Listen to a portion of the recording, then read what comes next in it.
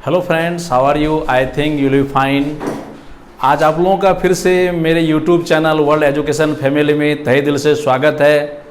तो क्लास 12 के जो स्टूडेंट्स हैं बिहार बोर्ड के, वे विशेष इस वीडियो पर ध्यान दें, क्योंकि आप लोगों का ही सिलेबस का ये वीडियो है। हम लोग का क्लास 12 में एक किताब है, इंटर में एक किताब है स्टोरी ऑफ इंग्लिश। हमारे इंटर में एक किताब है स्टोरी ऑफ इंग्लिश, और ये किताब दोनों क्लास के लिए, 4 क्लासेज 11 एंड 12।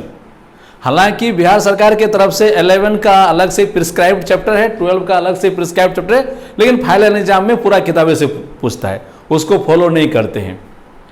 तो ये स्टोरी ऑफ इंग्लिश क्लास 11 में भी है और 12 में भी है।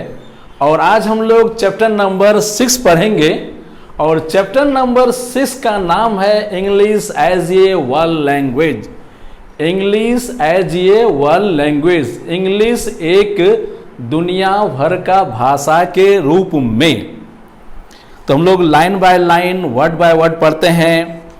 चैप्टर नंबर 6, चैप्टर का नाम है English as a world language. The most widely used language in the world today is English. आज पूरे दुनिया में व्यापक तौर पर अगर इस्तेमाल होने वाला कोई भाषा है तो वो है इंग्लिश। वाइडली माने व्यापक रूप में। The most widely used language in the world today is English. आज पूरे दुनिया में व्यापक रूप में अगर कोई इस्तेमाल होने वाला भाषा है तो उसका नाम है English. This does not mean, इसका अर्थ ये नहीं होता है दैट की it has the large number of native speakers. इसका यह मतलब नहीं है कि पूरी दुनिया ही पैदाइशी इंग्लिश बोलते हैं, नहीं। नेटिव स्पीकर माने पैदाइशी बोलने वाले। चाइनीज इंजॉयज दिस प्रिविलेज, इसका आनंद या सुविधा चाइनीज भाषा उठाते हैं। प्रिविलेज माने सुविधा, इंजॉय माने आनंद उठाना। संख्या के आधार पर दुनिया में सबसे अधिक चीनी भाषा बोले जाते हैं, उसके बाद अंग्रेजी बोले जाते हैं, और 3rd नंबर में हिंदी आता है। बट इंग्लिश इज स्पोकन, लेकिन इंग्लिश बोला जाता है ओवर ये मच लार्ज एरिया, दुनिया के ज़्यादा क्षेत्रों में, of the world, then Chinese, Chinese भाषा की तुलना में। चाइनीज भाषा की तुलना में इंग्लिश दुनिया के ज़्यादा क्षेत्रों में बोला जाता है। चाइनीज केवल चाइना में ही बोले जाते हैं, और English is spoken all over the world, और दुनिया भर में इंग्लिश बोले जाते हैं। इंडीड, सचमुच, इंडीड मतलब सचमुच, Indeed there is hardly any country in the world, शायद ही कोई ऐसा देश होगा वर्ल्ड में, दुनिया में, who is does not use English, जो इंग्लिश का प्रयोग नहीं करता हो as one of these forms, ये तीनों रूप में से कोई एक। पहला है मदर टंग और फर्स्ट लैंग्वेज। मदर टंग और फर्स्ट लैंग्वेज L1, मातृभाषा के रूप में या फर्स्ट लैंग्वेज के रूप में L1। Second language L2, second language L2, और तीसरा है foreign language FL। English used as a mother tongue और first language in the UK, United Kingdom यानी England, USA, United State of America, Ireland, Canada, Australia, New Zealand and South Africa. ये England, USA यानी United State of America, Ireland, Canada, Australia, New Zealand and South Africa में English first language या mother tongue language के रूप में इस्तेमाल किए जाते हैं। These countries are generally called, इन देशों को आमतौर पर कहा जाता है द मदर टंग कंट्रीज, यानी पैदाइशी इंग्लिश बोलने वाले देश।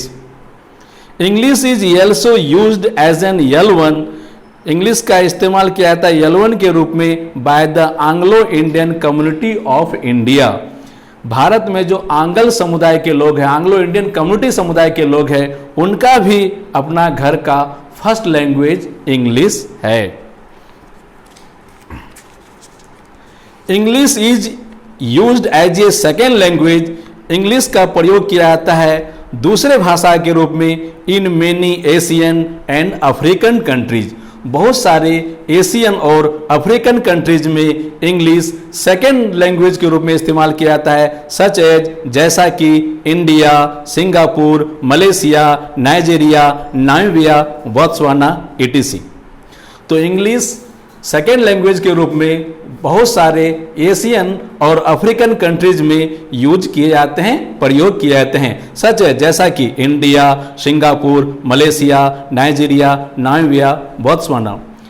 जो क्लास 12 के स्टूडेंट हैं थोड़ा गौर करोगे, आप लोगों को एग्जाम में 2 नंबर के लिए क्वेश्चन आता है कि 2 देश का नाम लिखें जहां पे इंग्लिश फर्स्ट लैंग्वेज के रूप में इस्तेमाल होता है और 2 देश का नाम लिखें जहां पे इंग्लिश सेकेंड लैंग्वेज के रूप में इस्तेमाल होता है। ये क्वेश्चन बहुत पूछता है, आपका क्या कहता है कि टेक्स्ट बुक में भी नीचे क्वेश्चन दिया है, हम लोग आगे चलेंगे, लेकिन मैं पढ़ाते वक्त आपको गौर करा दिया।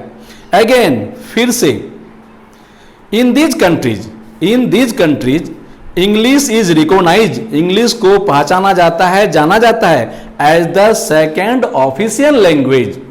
जैसे India, Singapore, Malaysia, Nigeria, Namibia, Botswana और बहुत सारे एशियन और अफ्रीकन कंट्रीज है, इन देशों में इंग्लिश को सेकेंड ऑफिशियल लैंग्वेज का दर्जा प्राप्त है। लेकिन हमारे हिंदुस्तान में भले इंग्लिश सेकेंड लैंग्वेज के रूप में दर्जा प्राप्त है, लेकिन अगर वास्तविकता में हम लोग जाए तो वो फर्स्ट लैंग्वेज के रूप में, क्योंकि इंटर का ही क्वेश्चन होता है, कोई भी एग्जाम का क्वेश्चन होता है, बीए का क्वेश्चन होता है, उसका फर्स्ट लैंग्वेज इंग्लिश रहता है। कंपटीशन का ही कोई एग्जाम होता है, उसका फर्स्ट लैंग्वेज इंग्लिश रहता है, यानी पहले इंग्लिश में रहता है। तो हम अगर व्यवहारिक रूप में माने तो फर्स्ट लैंग्वेज के रूप में ही इंडिया में इस्तेमाल होता है। आज नाम मात्र का केवल राष्ट्रभाषा इंग्लिश हिंदी है, केवल नाम मात्र का राष्ट्रभाषा हिंदी है, नहीं तो in all activities we are greatly dependent on English for social, commercial activities। हम लोग पूरी तरह से निर्भर हैं, चाहे सोशल हो, कमर्शियल हो या ऑफिशियल एक्टिविटीज हो, we are greatly dependent on English। हम लोग पूरी तरह से इंग्लिश पर निर्भर हैं। इसलिए हिंदी केवल नाम का एक राष्ट्रभाषा है, नहीं तो हर क्षेत्र में, चाहे बैंक में, रेलवे में, कोई भी फॉर्म भरने जाइए इंग्लिश लैंग्वेज का ही इस्तेमाल होता है। इसलिए प्रैक्टिकल वे में अगर देखा जाए तो इंग्लिश हमारे देश में फर्स्ट लैंग्वेज के रूप में इस्तेमाल होता है। अगेन फिर से, English is widely use, English का व्यापक रूप में इस्तेमाल होता है, एंड स्टडीड और उसका अध्ययन किया जाता है एज ए फॉरेन लैंग्वेज, एक विदेशी भाषा के रूप में in many non English countries, बहुत सारे गैर इंग्लिश देश जो आज बहुत विकसित हैं कंट्रीज, सच है जैसे कि China, Japan, UAE, Saudi Arab, Egypt, Iraq, Eritrea, France, Germany, Switzerland, Mexico, Brazil etc। The extent of the geographical spread of English is the shown in the map. इनका जो जोग्राफिकल विस्तार है, जो भौगोलिक विस्तार है, वो नक्शे पे दिखाया गया है। English is a language that belongs to the whole world. सब बच्चे गौर करोगे, English is the language that belongs to the whole world. English एक ऐसा भाषा है जिसका संबंध पूरे दुनिया से है। इंग्लिश एक ऐसा भाषा है जिसका संबंध पूरे दुनिया से है। It has a great literature, इसका अपना बहुत बड़ा साहित्य है। आज दुनिया में हर एक्टिविटीज का, चाहे रिलीजियस एक्टिविटी हो या पढ़ाई लिखाई का हो या साइंस का हो, हर एक्टिविटी का किताब सबसे पहले इंग्लिश में प्रिंट होते हैं, छपते हैं। तो इसलिए कहता है it has a great literature, इसका अपना बहुत बड़ा साहित्य है। It is the language of science and technology. Science के बच्चे को गौर करोगे, साइंस के बच्चे, ये लोग जो साइंस के बच्चे गौर करोगे, आपको भ्रम में डाला जाता है, आपको मिसगाइड किया जाता है। अरे इंग्लिश पढ़ के क्या करोगे, 1 महीना पढ़ लेना। आपको जो लोग भी गाइड करते हैं वो आपको भ्रम में डालते हैं, आपका कैरियर बर्बाद करते हैं। आप यहां पढ़ लीजिए, English is the language of science. Without knowledge of English you can not enjoy the value of English. English का जो महत्व है उसका एंजॉय आप नहीं ले सकते हैं, उसका बेनिफिट आप लोग नहीं ले सकते हैं। इसलिए गौर करोगे, English is the language of science and technology. आज दुनिया में जितना टेक्नोलॉजिकल डिग्री और डिप्लोमा है, उनका टोटल 99% वर्ड्स टर्म इंग्लिश में फॉलो करता है। आप कंप्यूटर लाइन में जाइए, 99% वर्ड, क्या 100% वर्ड उसका इंग्लिश में होता है।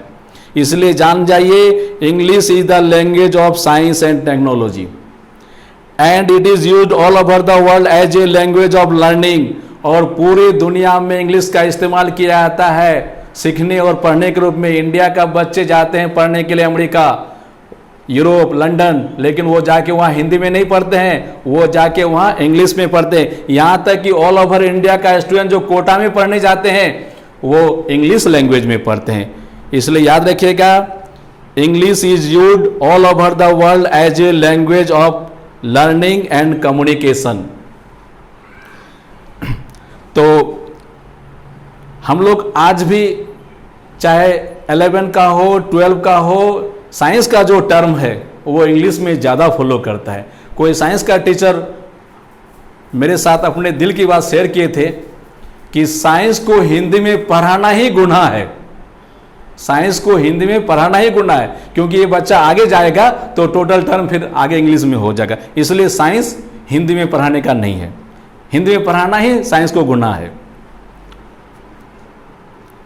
Many other language are as effective as English. दुनिया में बहुत सारे भाषाएं हैं, लेकिन कोई भी भाषाएं उतना प्रभावशाली असरदार नहीं होता है जितना कि इंग्लिश है। इफेक्टिव माने प्रभावशाली, असरदार। इन वन और मोर दीज फील्ड्स, चाहे एक क्षेत्र में हो या ज़्यादा क्षेत्रों में, कोई भी क्षेत्र में। ये भी याद रखिए कि वर्ल्ड के ज़्यादा से ज़्यादा क्षेत्रों में इंग्लिश लैंग्वेज का ही इस्तेमाल होता है। चाहे आप साइंस में जाइए, मॉडर्न टेक्नोलॉजी में जाइए, ऑफिस में जाइए, किसी में भी जाइए, कंप्यूटर सीखने जाइए, all term carry English to English. तो इंग्लिश लैंग्वेज का प्रयोग दूसरे भाषाओं की तुलना में ज़्यादा क्षेत्रों में ज़्यादा प्रभावशाली के रूप में होता है, मोर इफेक्टिव। हाउएवर, जो भी हो, जैसा भी, as the means of expression, ये तो अभिव्यक्ति का साधन है, और कम्युनिकेशन, दूरसंचार का भी भाषा है। इंग्लिश इज यूज्ड, इंग्लिश का प्रयोग किया जाता है इन मेनी मोर फील्ड्स, ज़्यादा क्षेत्रों में, then most other ancient and modern language. बहुत सारे प्राचीन और आधुनिक भाषा के तुलना में सबसे अधिक क्षेत्रों में अगर कोई भाषा का इस्तेमाल होता है तो वो सिर्फ इंग्लिश है।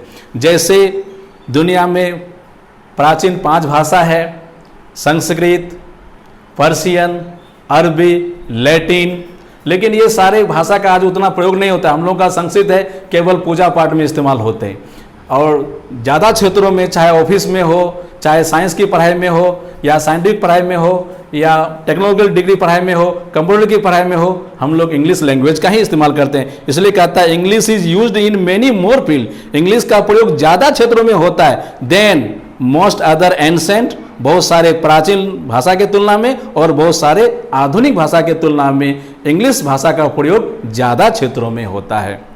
टुडे इंग्लिश इज रिकॉग्नाइज्ड, आज इंग्लिश को पहचाने जाते हैं, जाने जाते हैं, द वर्ल्ड ओवर, पूरे दुनिया भर में, as the language of international trade and commerce. अंतर्राष्ट्रीय व्यापार और वाणिज्य है आज इंग्लिश भाषा में होते हैं। पूरी दुनिया में अमेरिकन कंपनी फैले हुए हैं, लेकिन वे इंग्लिश भाषा में। एकेडमिक एंड साइंटिफिक राइटिंग, पूरे दुनिया में जो शैक्षणिक पढ़ाई है, साइंस का पढ़ाई है, वो इंग्लिश में होता है। इंटरनेशनल एयरपोर्ट में इंग्लिश में बातें होता है।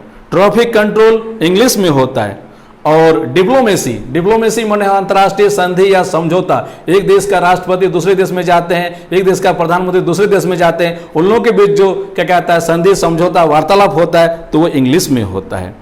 इंटरनेशनल स्पोर्ट्स मीट, अंतर्राष्ट्रीय जो खेल होते हैं वो इंग्लिश में होते हैं, वहाँ हिंदी का कोई गपशप नहीं। इंडीड, सचमुच, एज ऑफन बिन सजेस्टेड, अक्सर सलाह दिया जाता है। ऑफन, ऑफन माने अक्सर, सलाह दिया जाता है। English is a window to the world, English दुनिया के लिए खिड़की है।